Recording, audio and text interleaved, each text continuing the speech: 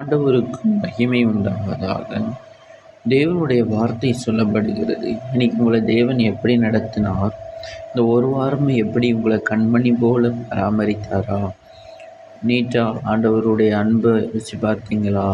அவர் நல்லவராக இருந்து உங்களுக்கு நல்ல ஹெல்ப் பண்ணாரா? ஒவ்வொரு நாளும் சந்தோஷமாக மகிழ்ச்சியாகவும் இருந்தீங்களா? ஆண்டவருக்குள்ளே இருந்தால் எப்பொழுதும் சந்தோஷமாகவும் மகிழ்ச்சியாக தான் இருக்கணும். எவ்வளோ உபத்திரம் வந்தாலும், எவ்வளோ பாடுகள் வந்தாலும் ரொம்ப மகிழ்ச்சியாகவும் சந்தோஷமாக இருக்கும். ஏன்னா அவர் நம்மோடு இருக்கிறார்ல. அதனால் இன்றைக்கி ஆண்டவருடைய வார்த்தை சொல்லப்படுது. உபாகம் 7:15 சொல்லப்படுது, கர்த்தர் சகல நோய்களையும் உன்னை விட்டு விலக்குவார். அது என்ன சகல நோய்களையும் உன்னை விட்டு விலக்குவார் அப்படின்னா, அவர் அவர் நம்மளுக்கு இந்த காலகட்டத்தில் பார்க்கும் பொழுது, உலகம் ஒரு காலத்தில் நல்லா இருந்துச்சு. ஒரு காலத்தில் சாப்பிட்ட உணவுகள் எல்லாம் ஆரோக்கியமாகவும் ஹெல்த்தியாகவும். ஆனால் இப்போ இருக்க காலகட்டத்தில் எல்லாம் கெமிக்கல்னால் திடீர்னு உடம்பு முடியாமல் போயிடுது. திடீர்னு பலவீனமாகி திடீர்னு நல்லா இருக்கிறாங்க, இன்றைக்கி நல்லா பேசுகிறாங்க, நாளைக்கு ஹார்ட் ப்ராப்ளம் மரித்து போகிறாங்க. யாருக்கு என்ன சூழ்நிலை வருதுன்னு தெரிய மாட்டுது. யாருக்கு என்ன நோய் அட்டாக் பண்ணுன்னு சொல்ல முடியலை. ஆனால் அதுக்காக நம்ம ஆண்டவர் சொல்லுகிறாங்க, அதுக்கு ஆண்டவர் சொல்லுகிறாங்க, சகல நோய்களும் உன்னை விட்டு விலக்குவேன் அப்படின்னு வாக்கு கொடுக்குறாங்க.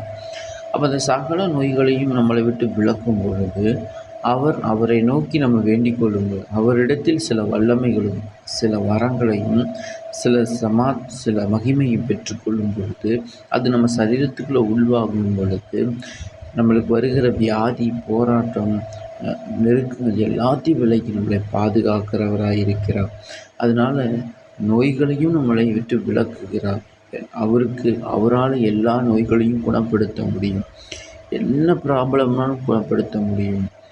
உங்களுக்கு என்ன நோயில் பாதிக்கப்பட்டிருக்கீங்களோ அவர்கிட்ட சொன்னீங்கன்னா அந்த நோயை விலக்கி பாதுகாப்பார். ஏன்னா அவர் சர்வ வல்லமை உள்ள தேவன். நான் சாதாரண சொல்லலை, தேவன் சர்வ வல்லமை உள்ள தேவன். அவருக்கு முன்பாக, சக்திக்கு முன்பாக இந்த உலகத்தில் எத்தனை மனிதர்கள் வந்தாலும் சரி, எத்தனை சாத்தா எழும்பி வந்தாலும் சரி, அவருடைய வல்லமைக்கும் அவருடைய சக்திக்கும் யாரும் நிற்க முடியாது, பக்கத்தில் நிற்க முடியாது. அதுதான் சொல்லப்படுற வேதம். அவர் சொல்கிறாரு, நீங்கள் அவருடைய நல்ல வார்த்தை ஒரு வேதத்தில் சொல்ல போகலாம். இனி சம்பவிக்க போகிற இவைகளுக்கெல்லாம் தப்பி மனுஷகுமாரனுக்கு முன்பாக நிற்க பார்த்தவர்களாக எண்ணப்படும் பொழுது எப்பொழுதும் விழித்திருந்து ஜெபம் பண்ணுங்கள் என்று சொல்லுகிறார். அப்போ அதுதான் அவருடைய சக்திக்கும் அவருடைய வல்லமைக்கும் யார் நிற்க முடியும்? நானே பிரத்யட்சமாக பார்க்கிறேன். சொல்லப்போனால் ஒவ்வொரு நாளும் ஜெபிக்கும், ஒவ்வொரு நாளும் நம்ம ஆண்டவர்கிட்ட வேண்டிக் கொள்ளும் பொழுது அவருடைய வல்லமையை உணர முடிகிறது. அவருடைய மகிமையை நம்ம ருசி பார்க்க முடிகிறது.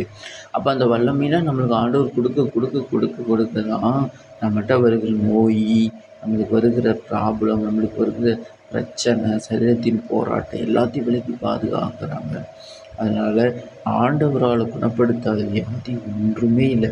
கேன்சராக குணப்படுத்துவார், லங் பிரச்சனை குணப்படுத்துவார், கிட்னி ப்ராப்ளம் கூட, ஆஸ்துமாவாக குணப்படுத்துவார்.